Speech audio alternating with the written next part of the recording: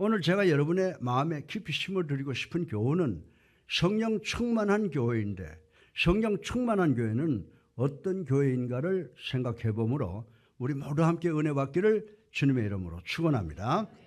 첫째로 우리 교회가 성령 충만한 교회가 되기 위해서는 교회 모든 프로그램이 감동적이 되어야 함을 생각을 해보겠습니다. 우리 교회는 Return to the Bible, 성경으로 돌아가자, Return to the early church, 초대교회로 돌아가자 라고 하는 이 분명한 모토가 있다는 것을 우린 잘 알고 있습니다. 그런데 문제는 예수 사랑 교회의 프로그램이 감동적인 프로그램이 되려면 주님의 일에 충성하려는 열정과 하나님의 나라를 확장시키려는 간절한 목적적 기도가 뒤따라야 된다고 성경은 우리들에게 가르쳐주고 있습니다. 여러분 중에 목사님, 오늘 요한복음 14장 12절을 읽어봤는데 하반절에 보니까 그보다 큰일도 하리니 라고 하셨는데 우리가 어떻게 하나님의 나라를 주님이 확장하신 것보다 더 크게 확장할 수가 있습니까? 라고 의문을 제기하실 분이 계실 것이라고 하는 것을 압니다. 예수님께서 무리를 걸으셨습니다. 예수님께서 보리떡 5덩어리와 고기 2마리로 5,000명을 먹이시고 12강지를 남기신 분이십니다. 병든 자를 치료하신 분입니다. 더 나아가서는 죽은 자를 살리신 분이십니다. 그런데 우리가 어떻게 주님께서 하신 일보다 더 큰 일을 할 수 있습니까? 라고 반론을 제기하실 분이 우리 가운데 있으리라고 저는 생각을 합니다. 사랑하는 성도 여러분, 이 말씀은 제가 지어내서 여러분들에게 말씀드리는 것이 아닙니다. 우리가 해야 되는 가장 큰 일은 죽은 자를 살리는 것, 그리고 기적을 일으키는 것이 아니라 우리 주님께서 우리에게 주신 말씀을 온 세상에 전하는 것이라고 성경이 우리에게 가르쳐 주는 것인 줄로 믿으시기를 주님의 이름으로 축원합니다. 오늘 본문을 통해서 나야 하는 일을 저도 할 것이요 또한 이보다 큰 것도 하리니 라고 말씀을 하셨습니다. 이 말씀의 의미는 양적인 의미를 내포하고 있습니다. 다시 말해서 우리가 예수님 생전에 전도하셨던 숫자보다 더 많은 수를 전도할 수 있다는 말씀을 우리에게 하시는 것이다 라고 저는 믿습니다. 따라서 죽은 사람을 살리는 것보다 믿지 않는 영혼을 주님 앞에 인도하시는 우리 예수사랑 교회가 되기를 주님의 이름으로 축원합니다. 여러분 중에 이 말씀을 믿지 아니하는 사람이 있을는지는 모르겠으나 나는 이 강단에서 하나님의 말씀을 선포하면서 이 말씀을 절대적으로 분명한 진리임을 믿고 여러분에게 선포합니다. 믿지 아니하는 영혼을 그리스도께로 인도하는 것이 죽은 사람을 살리는 것보다 더 중요하고 위대한 일인 줄로 믿으시기를 주님의 이름으로 축원합니다. 요한복음 5장 20절의 말씀에 그보다 더 큰 일이라는 말씀의 의미는 전도가 죽은 사람을 살리는 일보다 더 위대하고 중요한 일이라고 하나님의 말씀이 우리에게 말씀해 주고 있다는 것입니다. 그리고 요한복음 5장 24절에 예수님께서 그 당시 살리신 사람들이 있다고 해도 결국은 죽었다고 하는 것입니다. 그러나 우리가 예수님의 복음을 믿고 받아들이면 우리 모두는 영생을 얻게 되는 줄로 믿으시기를 주님의 이름으로 축원합니다. 여러분 그 기적을 보시기를 원하십니까? 이 강단을 쳐다보시기 바랍니다. 그리고 여러분 주변의 형제 자매를 보면 여러분은 지금 영원히 죽지 않을 사람들을 보고 있다는 사실을 믿는 여러분 되시기를 주님의 이름으로 축원합니다. 예수님께서는 나를 믿지 않는 자는 나를 믿는 자는 영원히 죽지 않는다라고 선포하셨습니다. 자, 그러면 가장 큰 기적이 무엇입니까? 죽은 자를 살리는 것입니까? 아니면 믿지 아니하는 사람을 주님께 나오게 하고 예수님을 구주로 살아계신 하나님의 아들로 믿고 영접하고 세례받게 하는 것입니까? 믿지 아니하는 자들을 믿게 하여 그들을 여러분과 저처럼 우리처럼 영원히 죽지 않게 하는 것이 그들을 먹이고 입히고 치료하는 일보다 구원시키기 위한 시작이 더 위대하고 중요한 일인 줄로 성경은 믿으라고 말씀을 하고 있는 줄로 믿으시기 바랍니다. 예수님께서 뭐라고 말씀하셨습니까? 예수님께서는 나의 음식은 나를 보내신 분의 일을 하는 것이다 라고 선포하셨지 않습니까? 그러면 하나님께서 예수님을 이 땅에 보내셔서 예수님께서 하기 원하시는 일이 무엇이라고 여러분 생각을 하십니까? 병을 고치고 배고픈 자를 먹이고 입히시는 것입니까? 아닙니다. 그러나 예수님께서는 병자를 고치시고 배고픈 자들을 먹이시고 입히셨다는 것입니다. 그러나 누가복음 9장 10절에는 이 땅에 성육신하신 예수님의 사명은 인자에 온 것은 잃어버린 자를 찾아 구원하려 함이라고 분명하게 선포하신 것을 우리는 알 수가 있습니다. 예수 그리스도께서 이 땅에 오신 근본적인 목적은 먹이거나 입히거나 가르치는 자로서 치료나 죽은 자를 살리러 오신 것이 아니라는 것입니다. 궁극적으로 이 세상의 모든 죄인을 구원하러 오셨다고 성경이 선포를 하고 있다라고 하는 것입니다. 그러면 아버지 하나님께서 예수님께서 주신 구체적인 사명이 무엇입니까? 우리 다 같이 요한복음 17장 2절을 읽어보겠습니다. 시작. 아버지께서 아들에게 주신 모든 사람에게 영생을 주게 하시려고 만민을 다스리는 권세를 아들에게 주셨음이로소이다. 아멘. 여러분 이 말씀을 이해하시겠습니까?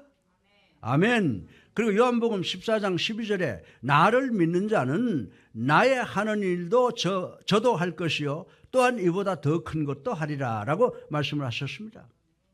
이 말씀은 질적인 의미가 아니고 양적인 말씀을 의미하는 것입니다. 이 말씀의 의미는 우리 모두가 교회를 위해서 하는 일이 예수님께서 이 땅에 육신으로 계실 때 하신 일보다 더 많이 할 수 있다는 것을 말씀하고 있는 줄로 믿으시기 바랍니다. 사랑하는 성도 여러분, 성령 강림절 날 하루 동안에 베드로의 설교를 듣고 예수님께로 나와 영생을 얻은 영혼들이 3,000명으로 예수님 생전에 전 사역에서 구원받은 영혼의 수보다 훨씬 더 많다고 하는 것을 성경이 발표를 하고 있습니다. 예수님께서 우리를 통해서 이루기 원하시는 것은 먹고 입히고 치료하여 죽은 자를 살리는 것이 아니고 이 세상에 믿지 아니하는 자는 모든 영혼이 예수께로 인도되기를 원하시는 줄로 믿으시기를 주님의 이름으로 축원합니다. 하나님께서는 우주교회가 이 일에 모두 동참하기를 원하십니다. 하나님께서는 당신의 이 사역을 위해서 우리 예수사랑교회가 성령으로 채워진 성도들이 넘치기를 원하시는 줄로 믿으시기 바랍니다. 예수님께서 이 세상에서 일하실 때 사람들로 하여금 영생으로 나올 수 있는 길을 보여주셨다고 하는 것입니다.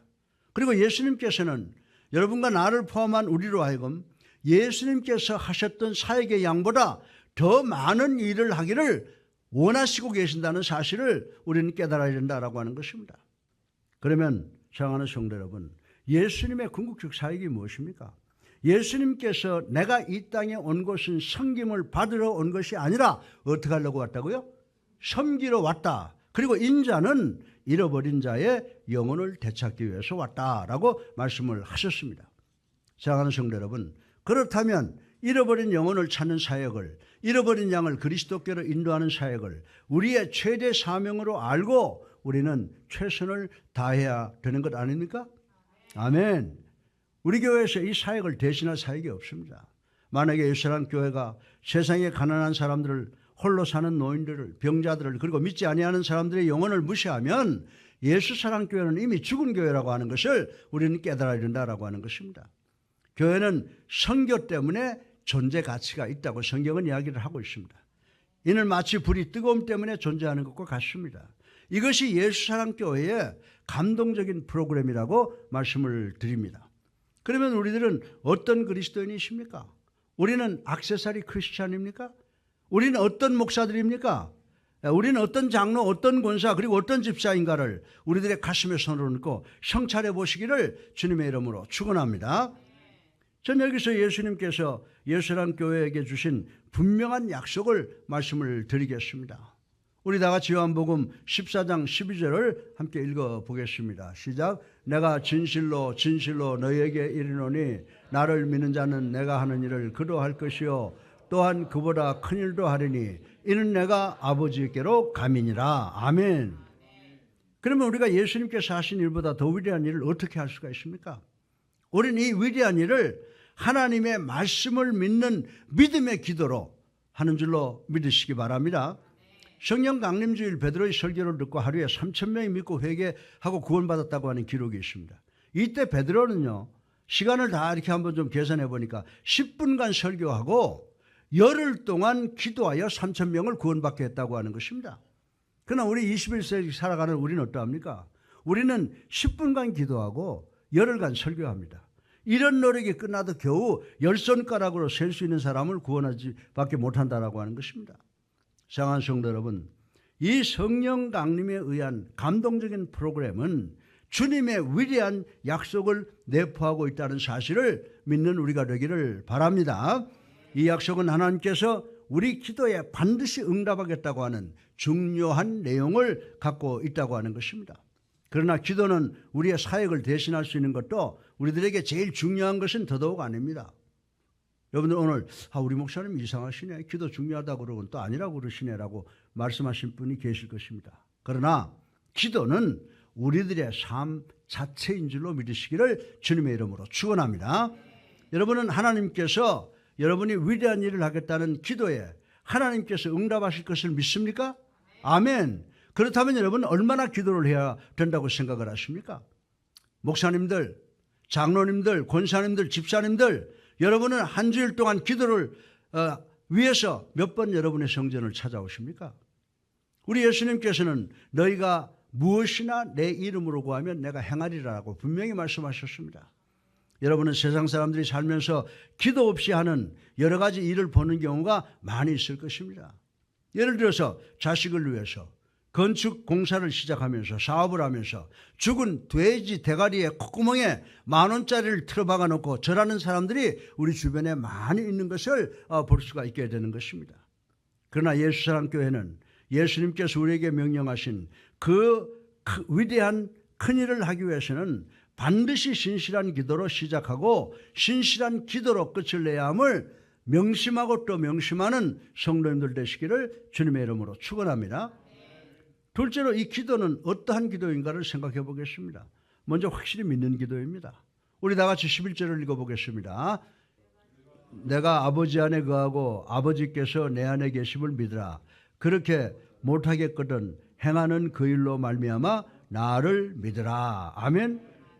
11절에 보면 우리는 먼저 믿어야 된다고 했습니다. 따라서 여러분이 이 말씀을 믿지 아니하고 일주일에 한 번 정도 예배 드리는 기도는 충분하지 않다고 말씀을 하시고 계시는 것입니다. 이런 기도는 우리 교회의 천정 형광등보다 더 높이 올라갈 수가 없다는 것입니다. 그리고 여러분이 예수님을 믿고 기도하는 사람이라고 하면서 여러분의 마음속에 기도에 대한 뜨거운 열정 없이 형식적으로 드린다면 오늘 주일 성찬 예배 시간 나는 진정으로 믿는 성도인가를 한번 의심해 보라고 권면을 드리고 싶은 것입니다. 왜 그런지 아십니까? 하나님께서 우리가 진실로 예수님을 믿게 되면 우리의 마음을 성령으로 충만하게 채워주시기 때문인 줄로 믿으시기 바랍니다. 그리고 하나님을 아버지라고 부르며 내가 속한 교회를 사랑하는 마음으로 뜨거운 눈물을 흘리는 마음을 갖게 된다고 성경은 이야기를 해주고 있습니다. 따라서 우리는 반드시 올바르게 믿고 감사하는 개인이 되시기를 주님의 이름으로 축원합니다. 14절에 보면 올바른 권능이 있습니다. 너희가 무엇이나 내 이름으로 구하면 내가 행하리라. 아멘. 그리고 여러분이 기도할 때는 반드시 예수 그리스도의 이름으로 기도해야 된다고 기록을 하고 있습니다. 그러면 예수님의 이름으로 기도한다는 의미가 무엇입니까? 이름은 권위를 상징한다고 하는 것 우리 잘 알고 있습니다. 여러분이 여러분의 이름으로 된 자기합수표를 은행 출납구에 제출하면 은행에서 여러분에게 현금을 내어준다고 하는 것 우리 믿습니다. 왜냐하면 돈이 들어있는 계좌가 우리들의 것이기 때문인 것입니다. 만약 여러분이 여러분의 이름으로 된 자기합수표를 부도를 내면 수표가 감옥에 가는 것이 아니고 여러분과 제가 감옥에 간다는 것, 이것은 상식이라고 하는 것입니다. 왜냐하면 여러분의 이름은 곧 우리 자신이기 때문이다 라고 말씀을 드릴 수가 있습니다. 예수님께서 너희들이 무엇이든지 내 이름으로 구하면 이라고 했습니다.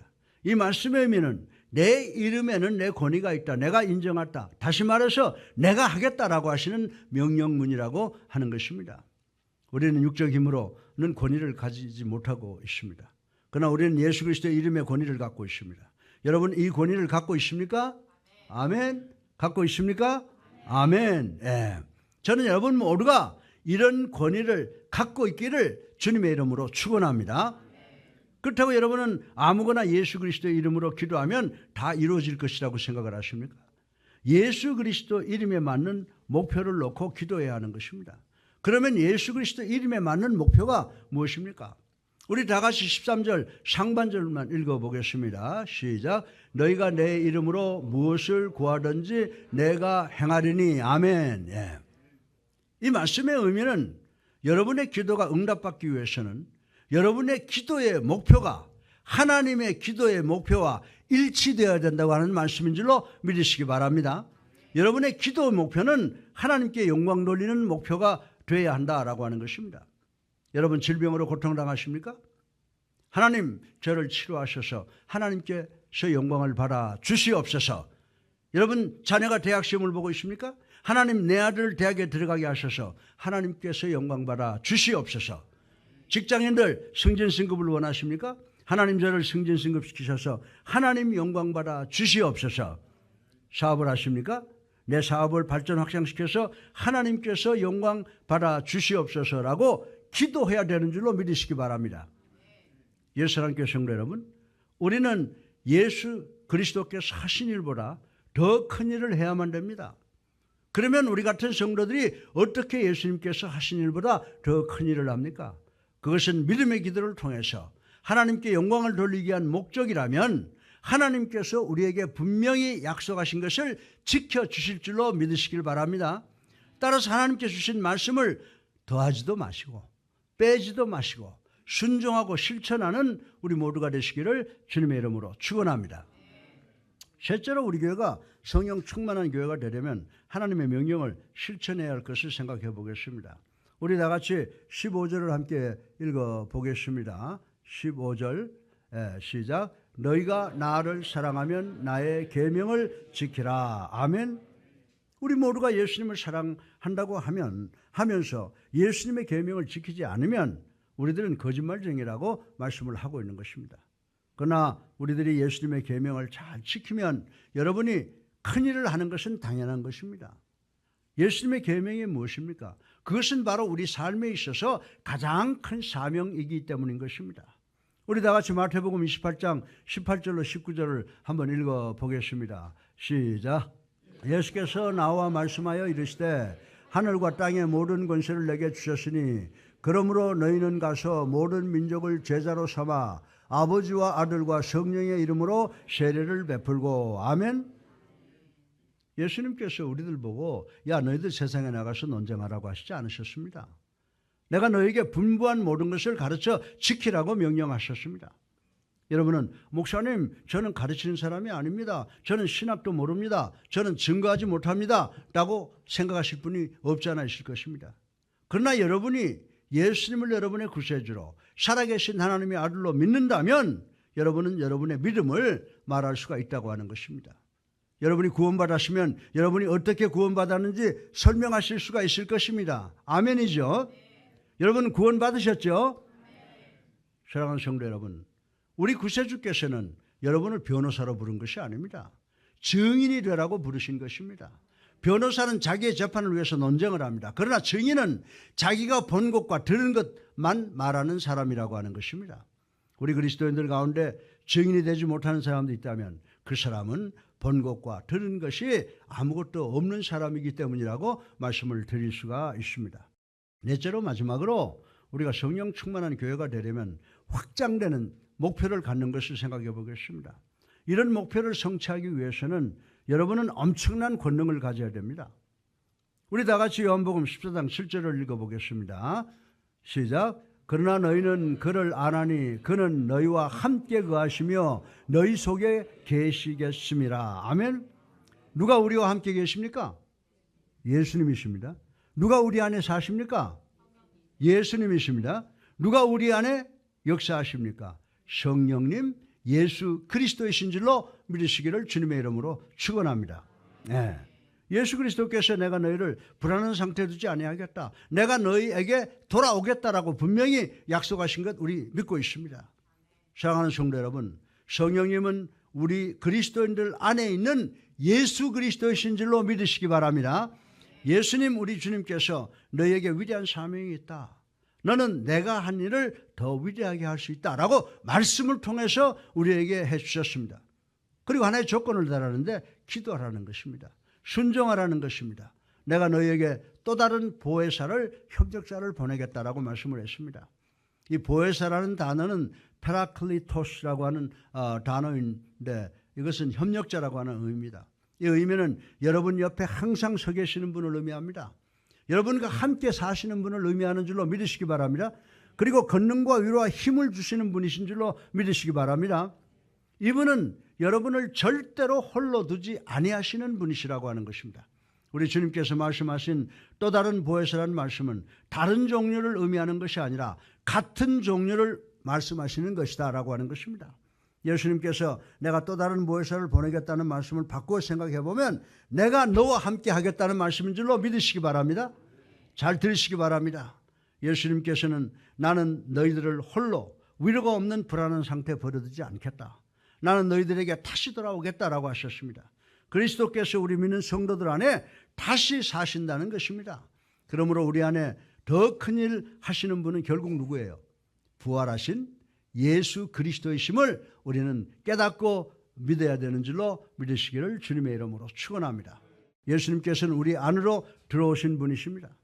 이분이 우리로 하여금 예수님보다 더 위대한 일을 하도록 엄청난 권능이 되시는 분이신 줄로 믿으시기 바랍니다. 그리고 우리 주님께서 내가 너에게 와서 영원히 너희와 함께 있으리라. 아멘이죠. 여러분의 마음은요 12시가 되면 체크아웃하는 호텔과 같은 것이 아닙니다. 예수 그리스도가 여러분의 영접을 통해서 여러분 안에 계시면은 예수 그리스도는 영원히 여러분과 함께 계시는 줄로 믿으시기 바랍니다. 우리 다 같이 요한복음 16장 7절을 한번 읽어보겠습니다. 시작. 그러나 내가 너희에게 실상을 말하노니 내가 떠나가는 것이 너희에게 유익하리라. 내가 떠나가지 아니하면 보혜사가 너희에게 오시지 아니할 것이요 가면 내가 그를 너희에게 보내리니. 아멘. 여러분들 우리 주님께서 하신 이 말씀을 여러분들 확실하게 믿어야 됩니다. 여러분 중에 많은 성도들이 예수님 그런 말씀하지 마세요. 우리가 예수님과 함께 있고 예수님과 함께 호흡하고 예수님께서 만드신 기적을 보고 사는 것 그것이 더 좋은 일 아닙니까? 라고 묻고 싶은 분들이 계실 줄로 믿습니다. 그러면 예수님께서 뭐라고 대답하실까요? 예수님께서 아니요. 예수님께서 아니다라고 하십니다. 예수님께서 떠나가는 것이 너희에게 유익하다라고 하시고 이 땅을 떠나셔서 하늘로 올라가셨는데 이것은 바로 하나님의 영광이었다고 하는 것입니다. 왜냐하면 주님께서 계시던 그 자리에 계실 보혜사 성령을 우리에게 보내시겠다고 약속하셨기 때문인 줄로 믿으시기 바랍니다. 그러면은 그 예수님이나 이 예수님이나 뭐가 다르냐라고 하는 질문이 우리에게 생겨날 것입니다. 한 분은 지구상에 계시는 주님이 되었습니다. 그런데 이분은 시공에 의해서 제한을 받는 분이셨습니다. 그 예로 마리아와 마르다가 뭐라고 합니까? 주님께서 여기 계셨으면 내 오레비가 죽지 않았을 텐데 하고 원망하는 말씀이 있잖아요. 그 말의 의미를 깊이 생각해 보면 예수님께서 이 땅에 계실 때 한 곳에 계시면 또 다른 곳에 계실 수가 없었다는 것입니다. 그러나 예수님께서 성령으로 우리에게 다시 오시면 예수님께서는 동시에 여러분과 저 그리고 우리와 함께 계실 수가 있다는 말씀인 줄로 믿으시기 바랍니다. 다시 말씀드리면 성령 예수님께서는 시간과 공간에 의해서 제한을 받으시지 않는다는 것입니다. 예수님은 성령으로 이 세상의 모든 믿는 자와 함께 사시고 믿는 자 안에서 역사하실 수가 있다는 말씀인 줄로 믿으시기 바랍니다. 따라서 역사 속에 존재하는 이 땅의 모든 교회가 뭡니까 여러분들? 교회는 우리 눈에 보이지 않는 성령 즉 예수 그리스도의 지체인 줄로 믿으시기를 주님의 이름으로 축원합니다. 우리 다 같이 요한복음 14장 12절을 읽어보겠습니다. 시작. 내가 진실로 진실로 너희에게 이르노니 나를 믿는 자는 내가 하는 일을 그도 할 것이요 또한 그보다 큰 일도 하리니 이는 내가 아버지께로 감이라. 아멘. 이 말씀은 예수님께서 여러분에게 하신 말씀입니다.